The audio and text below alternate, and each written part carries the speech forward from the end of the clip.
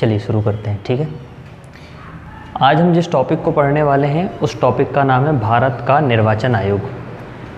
हम भारत का निर्वाचन आयोग तो बाद में पढ़ेंगे, परंतु सबसे पहले आज हम पढ़ेंगे भारतीय संविधान का भाग 15, और भाग 15 में एक एक अनुच्छेद के बारे में हम आज सबसे पहले डिटेल में जानेंगे। क्योंकि अगर आप इन अनुच्छेदों के बारे में बहुत अच्छे से जान जाते हैं तो आपको निर्वाचन आयोग की भूमिका समझ में आती है।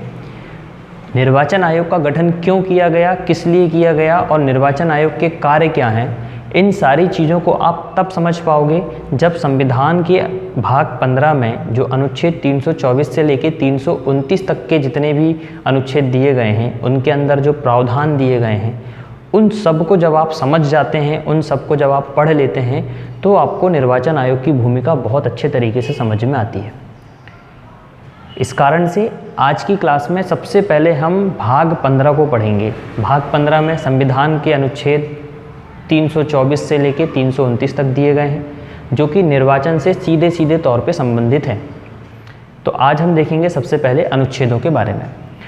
अगर निर्वाचन आयोग की हम बात करें तो अनुच्छेद 324 में निर्वाचन आयोग के बारे में दिया गया है, जो कि हम बाद में पढ़ेंगे। अभी हम उसको नहीं समझेंगे, बाद में समझेंगे। संविधान का भाग 15 अनुच्छेद 324 से लेकर 329 तक निर्वाचन से संबंधित सभी प्रावधान दिए गए हैं। अगर हम इसी के अंदर और अंदर जाके पढ़ें तो अनुच्छेद 324 में निर्वाचनों के अधीक्षण, निर्देशन और नियंत्रण का निर्वाचन आयोग में निहित होना। इसका मतलब ये हुआ कि भारत के अंदर चाहे वो राष्ट्रपति का चुनाव हो, चाहे उपराष्ट्रपति का चुनाव हो, लोकसभा का हो, राज्यसभा का हो, विधानसभा का हो या विधान परिषद का हो, इन सभी चुनावों में से कोई भी चुनाव अगर भारत के अंदर आयोजित होता है तो उन सब पर नियंत्रण किसी का होगा तो वो भारत के निर्वाचन आयोग का होगा। उस पे अधीक्षण करना, उसके बारे में संबंधित उसके लिए नियम कानून जारी करना, ये सब काम किसके अंतर्गत आते हैं? निर्वाचन आयोग के अंतर्गत आएंगे। हम डिटेल में पढ़ेंगे निर्वाचन आयोग को इसके बाद। ठीक है, अभी तो हम सिर्फ इतना जान रहे हैं। तो अनुच्छेद 324 में ही निर्वाचन आयोग के बारे में है और निर्वाचन आयोग की शक्तियां, उसमें कौन व्यक्ति कैसा होगा, क्या मुख्य आयुक्त कितने होंगे, आयुक्त कितने होंगे, उनकी नियुक्ति कौन करेगा, कार्यकाल कितना होगा उनका, ये सारी बातें अनुच्छेद 324 के अंदर ही दी गई हैं। उसको हम बाद में पढ़ेंगे। अब इसके बाद सबसे इम्पॉर्टेंट अगर कोई अनुच्छेद है तो वो है आपके 325 से लेकर 329 तक। और अगर आपने इन अनुच्छेदों को बहुत अच्छे तरीके से समझ लिया तो आपको निर्वाचन आयोग की भूमिका बहुत अच्छे तरीके से स्पष्ट हो जाती है। और निर्वाचन आयोग की भूमिका समझना ही आपके लिए इम्पॉर्टेंट है, तब जाके आपको निर्वाचन आयोग से संबंधित एक एक सवाल बहुत अच्छे तरीके से बनेगा। मैं आपको याद दिला दूं, अभी लास्ट ईयर जो पीएससी का प्री हुआ है उसमें निर्वाचन आयोग से 2 क्वेश्चन थे। एक तो बहुत हल्का क्वेश्चन आया था, राज्य निर्वाचन आयोग के गठन की डेट पूछी थी, और एक आया था सवाल आईएएस के फ्लेवर को टच करता हुआ, जिसमें 3 कथन दिए हुए थे। तो वो सवाल क्या था वो भी मैं आपको बताऊँगा आगे चल के। तो सबसे पहले हम देखेंगे अनुच्छेद 325। अनुच्छेद 325 कहता है कि भारत के अंदर जब कभी भी निर्वाचन होगा तो आप सब जानते हैं जब आप वोटिंग देने जाते हैं तो वोट डालने के पहले आपके घर घर में निर्वाचन नामावली तैयार करने के लिए कुछ लोग आते हैं। आपके प्रत्येक घर में जाके, आप लोगों के घर में जाके एक एक सदस्य से आपके बारे में पूछेंगे कि आपकी उम्र क्या है, आपका आधार कार्ड बताइए, आपका परिचय क्या है, आपका एड्रेस क्या है। ये सारी चीज़ें वो आपसे पूछते हैं। वो इसलिए पूछ रहे होते हैं क्योंकि आने वाले चुनाव में एक क्या होगी, मतदाता सूची तैयार की जाएगी, और उस मतदाता सूची में किन किन व्यक्तियों के नाम होने चाहिए, इन सभी चीज़ों से संबंधित, इन सभी चीज़ों की जानकारी एकत्रित करने के लिए वो आपके घर घर जाते हैं। और घर घर जाने के बाद वहाँ पे जो भी व्यक्ति 18 वर्ष से ऊपर का होगा, मतलब 18 वर्ष से कम का नहीं होना चाहिए, एक सबसे पहली शर्त ये होती है। वो भी हम जानेंगे कि क्यों ऐसा किया गया। तो 18 वर्ष की उम्र से अधिक वाले व्यक्ति, दूसरी बात उसका दिमाग ठीक ठाक हो, वो कोई उसका आचरण खराब ना हो, कोई उसने अपराध ना किया हो, और वो हमारे इंडिया का भारतीय निवासी हो। अगर ये सारी एलिजिबिलिटी, ये सारी योग्यता अगर उसके अंदर हैं तो निर्वाचन नामावली के अंदर उसका नाम सम्मिलित किया जाता है। तो यही सारी चीज़ें देखने के लिए निर्वाचन आयोग द्वारा क्या किया जाता है, एक नामावली तैयार की जाती है, मतदाता सूची तैयार की जाती है, और उस मतदाता सूची में उन्हीं व्यक्तियों के नाम शामिल किए जाते हैं जो इन योग्यताओं को पूर्ण करता है। इसलिए आपके घर घर में आके कुछ शिक्षक लोग आएंगे जिनकी ड्यूटी लगती है, आपने देखा होगा ना, आपके पापा लोग होंगे शिक्षक होंगे, तो वो निर्वाचन के समय में, चुनाव के समय में उनकी चुनाव ड्यूटी लगती है, जनगणना के टाइम पे, चुनाव के टाइम पे ड्यूटी लगती है। तो उस समय उनका काम होता है मतदाता सूची को तैयार करने में निर्वाचन आयोग की सहायता करना।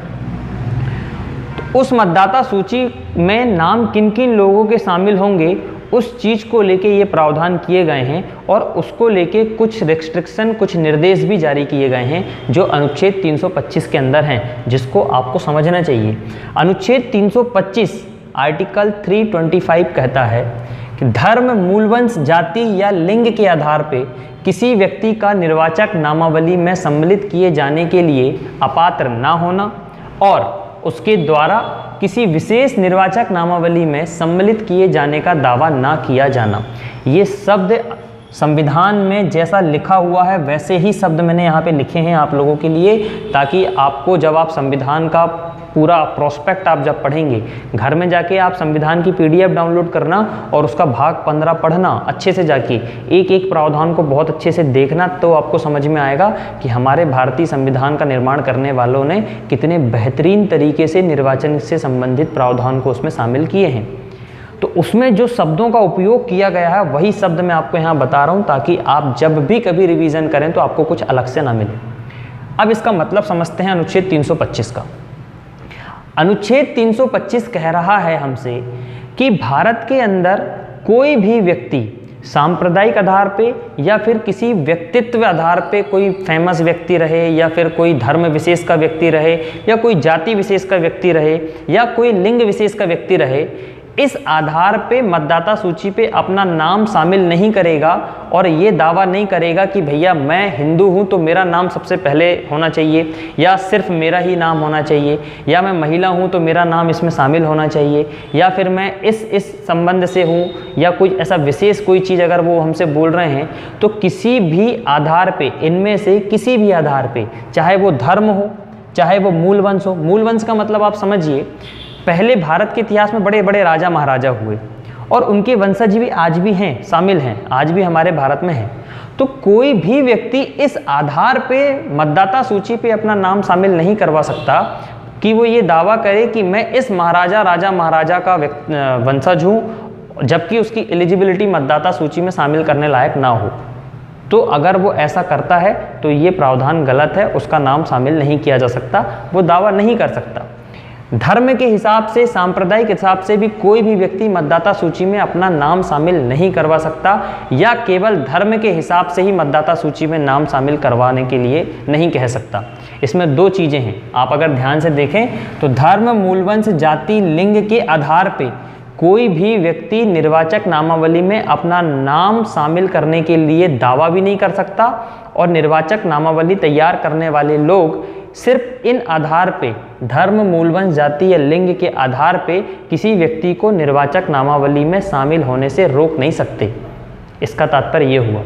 पर आप यहाँ पे एक शब्द और लिखें, इसका यहाँ पे केवल लिख लीजिए, यहाँ पे सिर्फ और सिर्फ केवल, केवल धर्म, मूलवंश, जाति या लिंग या इनमें से किसी आधार पे, इनमें से किसी एक आधार पे निर्वाचक नामावली में व्यक्तियों के नाम शामिल करने से किसी भी व्यक्ति को अपात्र नहीं माना जाएगा और पात्र भी नहीं माना जाएगा। क्योंकि अगर कोई व्यक्ति सिर्फ अपनी जाति विशेष का नाम बता के बोले कि आप मुझे इस निर्वाचक नामावली में शामिल करें, जबकि उस व्यक्ति का दिमाग ठिकाने में नहीं है, वो भ्रष्ट आचरण का व्यक्ति है, वो अपराधी टाइप का व्यक्ति है, और अगर वो सिर्फ इस चीज़ का दावा करे कि मैं इस मूल वंश से हूँ, जबकि उसके ऊपर हजारों केस चल रहे हैं, उसका दिमाग ठिकाने पे नहीं है, या फिर उसके पास नागरिकता किसी बाहर देश की है, तो उस प्रॉपर व्यक्ति को हम सिर्फ इन आधारों पे निर्वाचक नामावली पे शामिल नहीं कर सकते, या इन आधारों पे निर्वाचक नामावली पे शामिल नहीं किया जा सकता या किया जा सकता है। अब यहाँ पे एक शब्द को आप ध्यान दीजिए, यहाँ पे लिखा हुआ है केवल। मैंने केवल इसलिए लिखा है क्योंकि मात्र ये 4 आधार ही हैं जो निर्वाचक नामावली में शामिल करने के लिए व्यक्तियों के लिए निर्देश जारी करते हैं। इसके अलावा कोई अन्य आधार अगर होगा तो वो हम इसमें शामिल नहीं करेंगे। जैसे भाषा के आधार पे यहाँ पे लिखा नहीं है कि कोई भी व्यक्ति भाषा के आधार पे, हो सकता है कोई कन्नड़ व्यक्ति का व्यक्ति है तो अगर वो कर्नाटक विशेष का व्यक्ति है तो वहाँ के लिए शामिल किया जाएगा। आपने इसमें देखा यहाँ पे कहीं पे भी नहीं लिखा हुआ है कि निवास के आधार पे हम उसको शामिल करने से रोक सकते हैं या नहीं रोक सकते। निवास के आधार पे निर्वाचक नामावली में आपके साथ थोड़ा सा मतभेद किया जा सकता है। अगर आप मध्य प्रदेश के निवासी हैं, आपके पास जो परिचय पत्र है वो मध्य प्रदेश का है और आप कर्नाटक में या तमिलनाडु में जाके बोलते हैं कि आप मुझे यहाँ की निर्वाचक नामावली में शामिल कर लीजिए, तो यहाँ पे आएगा आपका क्या, एक तो भाषा के आधार पे और एक निवास के आधार पे आपके साथ क्या किया जाएगा, भेदभाव किया जाएगा। आपसे कहा जाएगा कि भैया आप तो मध्य प्रदेश के निवासी हैं, आप तमिलनाडु में वोट नहीं दे सकते क्योंकि आपके पास परिचय पत्र मध्य प्रदेश का है। तो यहाँ पे निर्वाचन आयोग क्या करेगा, आपके साथ थोड़ा सा भेदभाव कर सकता है, भाषा के आधार पे भी कर सकता है आपसे, निवास के आधार पर भी कर सकता है आपसे। तो केवल धर्म, मूलवंश, जाति और लिंग के आधार पर ही निर्वाचक नामावली में भेदभाव नहीं किया जा सकता या इन आधार पर कोई व्यक्ति निर्वाचक नामावली में शामिल होने के लिए अपना दावा पेश नहीं कर सकता। अनुच्छेद 325 का ये प्रावधान है, अच्छे से समझ लीजिए। अगर कोई डाउट आएगा तो पूछिएगा जरूर, ठीक है। इसके बाद हम देखें अनुच्छेद 326। अनुच्छेद 326 कहता है कि भारत में जो भी चुनाव होंगे उस पे मतदान करने वाले लोग क्या होने चाहिए, वयस्क होने चाहिए। वयस्क मत अधिकार का हमारे संविधान में प्रावधान किया गया है। कहा गया है कि हमारे भारत में वही व्यक्ति वोट डालेगा, वही व्यक्ति मतदान करेगा जो वयस्क हो, और हमारे संविधान में वयस्क की परिभाषा को भी बराबर बताया गया है। पहले वयस्क व्यक्ति हम 21 वर्ष के व्यक्ति को मानते थे। अगर हम वयस्क की परिभाषा देखें तो सबसे पहले जो वयस्क नाम के व्यक्ति को शामिल किए थे संविधान में, उसकी उम्र को रखा गया था 21 वर्ष, कि ऐसे वे सभी व्यक्ति जो 21 वर्ष की उम्र से कम ना हो, उन सभी व्यक्ति को हम मानते थे वयस्क व्यक्ति। परंतु बहुत सारे प्रावधान आप जानते हैं, जब संविधान सभा का गठन किया जा रहा था, संविधान बन गया, संविधान बनने के बाद देश भी आज़ाद हो गया, उसके बाद भी बहुत सारे प्रावधान अनुच्छेद को लेके हमारे भारत में हमें बहुत सारी समस्याओं को सामना करना पड़ा। और जब जब समस्याएं आती हैं तब तब उसका क्या किया जाता है, उसका निवारण भी किया जाता है। तो एक समस्या हमारे सामने 21 वर्ष की उम्र को लेके भी आई थी कि कहा गया कि क्या 21 वर्ष वयस्क मत अधिकार के लिए सफिशिएंट है? क्या 21 वर्ष रियल में हम मान सकते हैं कि व्यक्ति वयस्क हो गया है? 18 वर्ष से ऊपर वाला व्यक्ति भी तो वयस्क के हिसाब से माना जा सकता है। इसलिए एक समिति नियुक्त की गई, तारकुंडे समिति। तारकुंडे समिति, इस तारकुंडे समिति ने सिफारिश की कि अब जो वयस्क व्यक्ति की उम्र मानी जाएगी वो मानी जाएगी 18 वर्ष। तारकुंडे समिति की सिफारिश पे 21 वर्ष की उम्र को कम करके वयस्क की उम्र को माना गया 18 वर्ष। पहले 21 वर्ष की उम्र का व्यक्ति ही मतदान कर सकता था, उसी को हम वयस्क मानते थे। परंतु तारकुंडे समिति जब गठित की गई, तारकुंडे समिति ने कहा कि वयस्क लोगों की उम्र को आप अब 21 से घटा के 18 वर्ष कीजिए, और ऐसा व्यक्ति जो भारत का निवासी है और 18 वर्ष से कम का नहीं होना चाहिए, वो व्यक्ति भारत का वयस्क अधिकार रखता है, वयस्क व्यक्ति कहलाएगा, और वही वयस्क व्यक्ति किसी भी निर्वाचन में शामिल होने के योग्य होगा। इसके लिए संविधान में 61वां संविधान संशोधन 1989 किया गया। इस उम्र को घटाने के लिए संविधान में संशोधन करना पड़ा। 61वां संविधान संशोधन किया गया। 61वां संविधान संशोधन कब किया गया था? ये 1988 में किया गया, परंतु 1989 में ये क्या हो गया, लागू कर दिया गया। 1989 में इसे लागू कर दिया गया। तो अनुच्छेद 326 कहता है कि जब कभी भी लोकसभा या राज्य की विधानसभाओं के लिए निर्वाचन होगा तो उसमें मात्र और मात्र वयस्क लोग ही मतदान कर सकते हैं। ऐसा व्यक्ति वयस्क व्यक्ति कहलाएगा जो भारत का निवासी हो और उसकी उम्र 18 वर्ष से कम नहीं होना चाहिए। परंतु इसके लिए भी एक निर्देश जारी किए गए हैं, एक नियम, एक थोड़ा सा प्रावधान किया गया है। कहा गया है कि अगर कोई व्यक्ति 18 वर्ष की उम्र का है परंतु उसका दिमाग ठिकाने पे नहीं है, वो भारत का निवासी नहीं है, या उसका कोई भ्रष्ट आचरण है, या फिर वो एक अपराधी प्रवृत्ति का व्यक्ति है, तो ऐसे व्यक्ति को हम मतदान करने से रोक सकते हैं।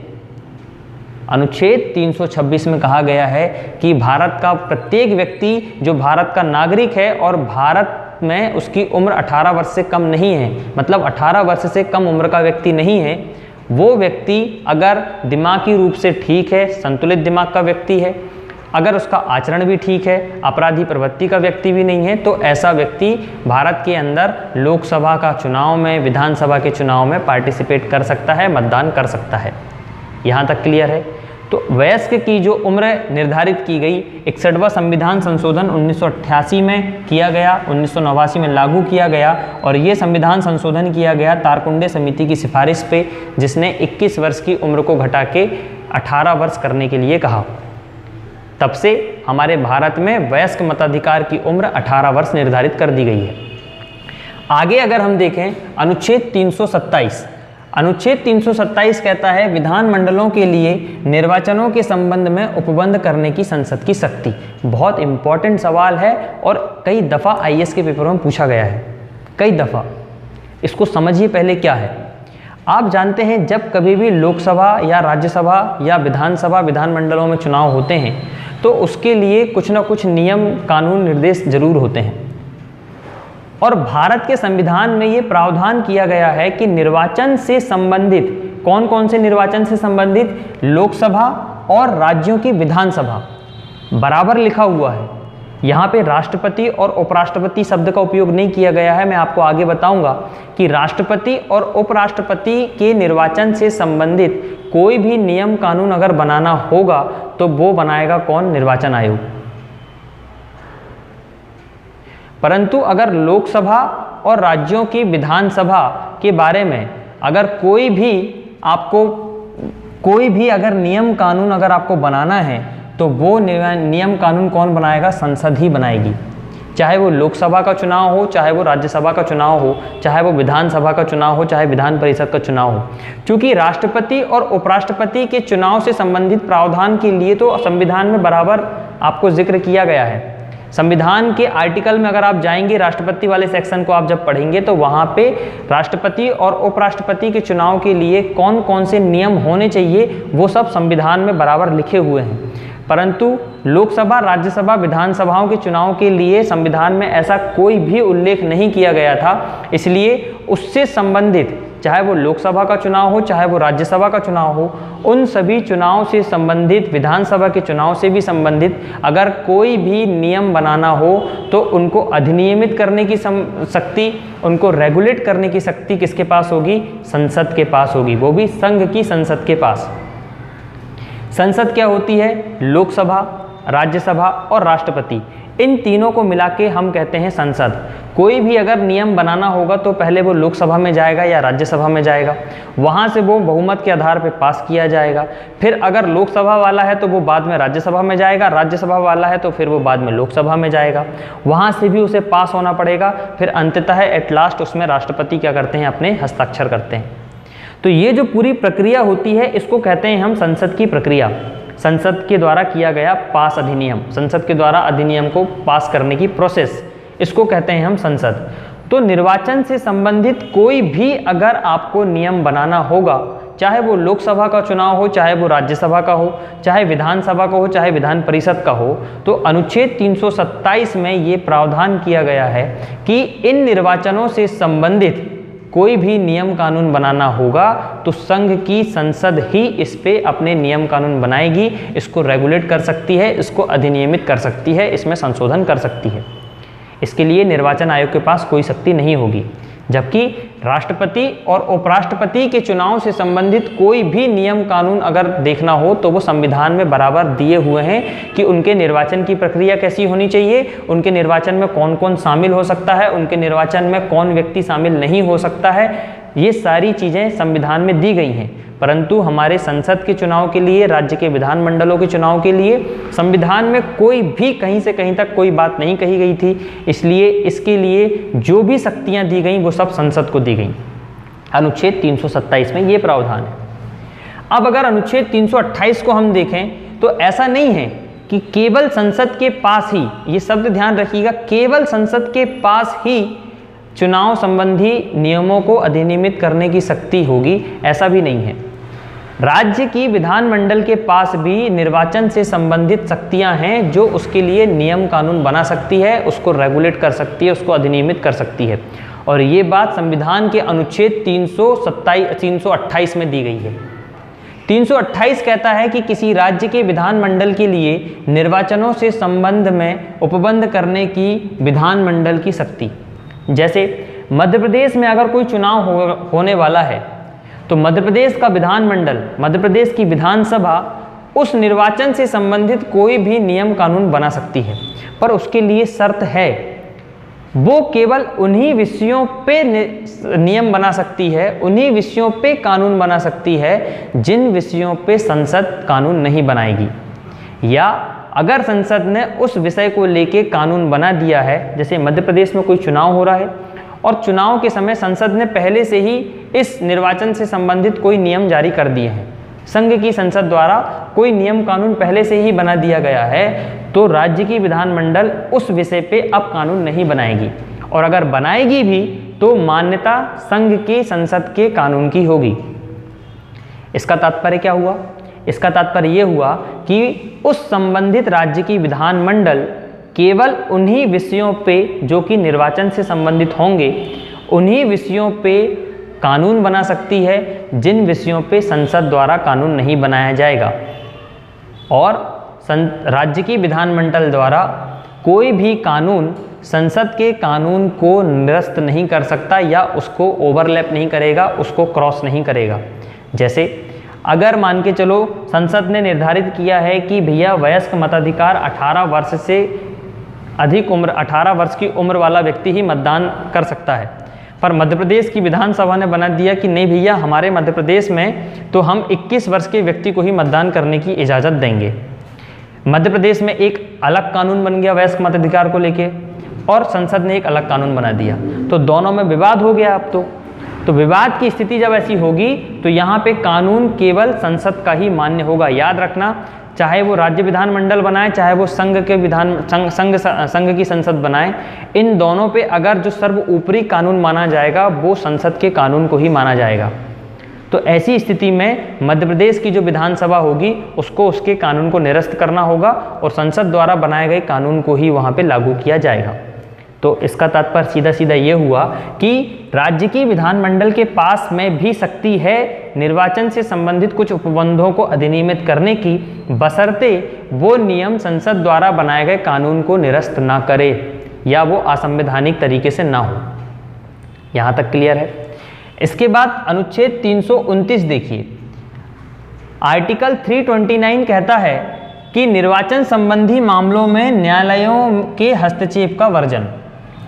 इसका तात्पर्य ये हुआ कि जब कभी भी लोकसभा का चुनाव हो, राज्यसभा का चुनाव हो, विधानसभा का चुनाव हो, विधान परिषद का चुनाव हो, जब कभी भी निर्वाचन से संबंधित कोई भी विवाद अगर उत्पन्न होता है तो उस विवाद में न्यायालय द्वारा कोई भी हस्तक्षेप नहीं किया जाएगा। इसका तात्पर्य ये हुआ कि अगर निर्वाचन की प्रक्रिया में कोई गड़बड़ी हो गई या निर्वाचन के संबंध में कोई भी विवाद उत्पन्न हो गया तो उस निर्वाचन के विवाद को हम कोर्ट में या हमारे न्यायालयों में हम क्या याचिका द्वारा या उसको वहाँ पे हम पेश नहीं कर सकते, या न्यायालय के पास में ये अधिकार नहीं है कि निर्वाचन से संबंधित कोई भी विवाद को वो सुनवाई करे। इसके लिए संविधान के अनुच्छेद 329 में बराबर प्रावधान किया गया है। संविधान का अनुच्छेद 229(1) उसका का सेक्शन अगर आप देखोगे तो वहाँ पे बराबर लिखा हुआ है कि संसद, संघ की संसद या राज्य के विधानमंडल से संबंधित चुनाव से संबंधित कोई भी विवाद में न्यायालय द्वारा कोई भी हस्तक्षेप नहीं किया जाएगा। इन सभी विवादों के लिए एक स्पेशल प्रावधान किया गया है जो 329 खा में दिया गया है।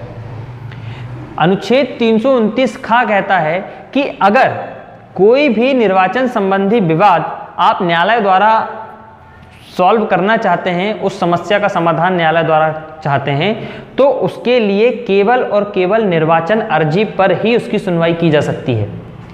केवल निर्वाचन की अर्जी पर ही, और निर्वाचन की अर्जी कौन कर सकता है? केवल निर्वाचन आयोग कर सकता है। तो अगर जब कभी भी निर्वाचन में कोई भी विवाद उत्पन्न होगा तो उसमें न्यायालय, चाहे वो उच्च न्यायालय हो चाहे वो सुप्रीम कोर्ट हो, वो उसमें हस्तक्षेप नहीं करेगा। परंतु याद रखना, राष्ट्रपति के चुनाव के लिए और उपराष्ट्रपति के चुनाव के संबंध में अगर कोई भी विवाद उत्पन्न होता है तो न्यायालय उसमें हस्तक्षेप करेगा और न्यायालय द्वारा ही उसका डिसीजन किया जाएगा। मैं यहाँ पे बात कर रहा हूँ केवल लोकसभा, राज्यसभा, विधान परिषद और विधानसभा, इनके चुनाव से संबंधित कोई भी विवाद अगर उत्पन्न होता है तो उसमें न्यायालय हस्तक्षेप नहीं करेगा। इस बात को बखूबी ध्यान रखना। और अगर हस्तक्षेप करने के लिए वो तभी कर सकता है जब तक निर्वाचन अर्जी दायर न की गई हो और संबंधित प्राधिकारी द्वारा इस चीज़ को मान्य न किया गया हो कि एक्चुअल में निर्वाचन में कोई विवाद हुआ था, तब जाके उसमें न्यायालय कुछ कर सकता है। अदरवाइज न्यायालय उसमें बिल्कुल भी हस्तक्षेप नहीं करेगा। अन्यथा नहीं करके संविधान में बराबर दिया गया है कि संविधान में लिखा हुआ है कि निर्वाचन बिल्कुल भी हस्तक्षेप नहीं करेगा, और अगर उसमें कुछ करना है तो निर्वाचन अर्जी के माध्यम से ही उसमें हस्तक्षेप किया जा सकता है, अन्यथा नहीं। तो अनुच्छेद 329 का तात्पर्य ये हो गया कि देश के सामान्य न्यायालयों के पास ऐसा कोई भी अधिकार नहीं होगा, ऐसी कोई भी अधिकारिता नहीं होगी जो निर्वाचन से संबंधित विवादों पे सुनवाई करे। केवल निर्वाचन अर्जी पर ही निर्वाचन से संबंधित प्रश्नों को विधि के अनुरूप ही हम क्या कर सकते हैं? पेश कर सकते हैं। ऐसा भी नहीं है, देखिए निर्वाचन अर्जी जब दायर की जाएगी तो ऐसा नहीं कि गए और निर्वाचन अर्जी दायर कर दिए गए। निर्वाचन अर्जी दायर करने के लिए भी आपके विधानमंडल द्वारा, संविधान की संसद द्वारा जो एक विधि बनाई गई है, एक कानून बनाए गए हैं, उस विधि के अनुरूप कोई निर्वाचन अर्जी दायर की जाएगी, तभी उस पर सुनवाई की जाएगी। इसको भी आप ध्यान रखें। तो ये कुछ संविधान में निर्वाचन से संबंधित कुछ अनुच्छेद हुए। अब आप ध्यान रखिए यहाँ पे कि हमें पढ़ना है निर्वाचन आयोग, और निर्वाचन आयोग पढ़ने के लिए मैंने पहले ही आपको बताया कि जब तक आप इन अनुच्छेद की भूमिका नहीं समझ पाएंगे तब तक आपको निर्वाचन आयोग समझ में नहीं आएगा। अब ये पढ़ाने के बाद आपको क्या समझ में आया? यहाँ से आपने देखा कि हमारे संविधान की सभा ने हमारे संविधान में कुछ ऐसे प्रावधान निर्वाचन को लेके किए जो कि हमारे भारत के निर्वाचन को एकदम क्या बनाते हैं? पारदर्शी बनाते हैं। और पारदर्शी जब हमारे संविधान में ये प्रावधान किए गए जिससे ये प्रूफ होता है कि हमारा निर्वाचन पारदर्शी हुआ, तो इन सभी चीज़ों पे निगरानी कौन रखेगा कि निर्वाचन सही हो रहे हैं कि नहीं हो रहे हैं? ये कौन जाके देखेगा? निर्वाचन के अंदर जो नामावली तैयार की गई है, क्या उसमें किसी के साथ भेदभाव तो नहीं किया गया है? ये कौन चेक करेगा? क्या निर्वाचन में जो वोट डालने व्यक्ति आए हैं, सभी व्यक्तियों के वोट क्या व्यक्तियों ने ही डाले हैं, क्या फिर फर्जीवाड़े से वोट वहां पे डाल दिए गए हैं? ये कौन देखेगा? इन सभी चीज़ों पे निगरानी रखने के लिए, इसमें नियंत्रण रखने के लिए, निर्वाचन में नामावली तैयार करने के लिए एक कोई ना कोई तो आयोग हो जो इन सभी चीज़ों पे नियंत्रण रखे, इनकी निगरानी करे, इनको अधिनियमित करे। इसके लिए हमारे संविधान सभा के लोगों ने इस बात को ध्यान में रखा। इसीलिए संविधान के अनुच्छेद 324 में उन्होंने ये बराबर लिख दिया कि भैया भारत के अंतर्गत होने वाले जितने भी निर्वाचन होंगे, चाहे वो राष्ट्रपति का हो, चाहे उपराष्ट्रपति का हो, संसद के चुनाव हो, चाहे वो विधानमंडल के चुनाव हो, इन सभी चुनाव पे निगरानी रखने के लिए, इनके लिए नियम कानून जारी करने के लिए, इनका अधीक्षण करने के लिए, इनको अधिनियमित करने के लिए एक आयोग होगा जिसे भारत का निर्वाचन आयोग कहा जाएगा। अब आपको समझ में आया होगा कि हमारे संविधान के अंदर ये सारे प्रावधान थे और इन सभी प्रावधान को अधिनियमित करने के लिए, इनकी निगरानी रखने के लिए कोई तो व्यक्ति हो। अब संसद का हर व्यक्ति जाके तो देखेगा नहीं कि कहाँ क्या हो रहा है, क्या नहीं हो रहा है, और इससे संबंधित नियम भी हर बार एक एक पर्टिकुलर व्यक्ति दायर नहीं कर सकता था। इस कारण से एक आयोग बनाया गया और उस आयोग का नाम पड़ा भारत का निर्वाचन आयोग। राज्य के लिए भी एक निर्वाचन आयोग बनाया गया है, उसको हम राज्य निर्वाचन आयोग के अंदर पढ़ेंगे, हम 243 में पढ़ेंगे उसको, हम अनुच्छेद 243 में, वो हम बाद में पढ़ेंगे। इसके बाद अगर हम पढ़ेंगे तो भारत का निर्वाचन आयोग पढ़ेंगे। इसीलिए अनुच्छेद 324 में भारत के निर्वाचन आयोग के बारे में कहा गया है। निर्वाचन के अधीक्षण, निदेशन, नियंत्रण के लिए निर्वाचन आयोग का निहित होना। यहाँ से निर्वाचन आयोग की कहानी आपकी शुरू होती है। तो अब जो यात्रा करेंगे हम निर्वाचन आयोग की करेंगे, और मैं आपको लेके चलूँगा निर्वाचन आयोग के एक एक पॉइंट पे, और वहाँ पे आपको समझना होगा कि निर्वाचन आयोग में एक्चुअल में क्या होता है, कैसा होता है, कैसे कैसे वो चुनाव को करवाते हैं, कैसे कैसे चुनाव की प्रक्रिया को वो संचालित करते हैं। ठीक है।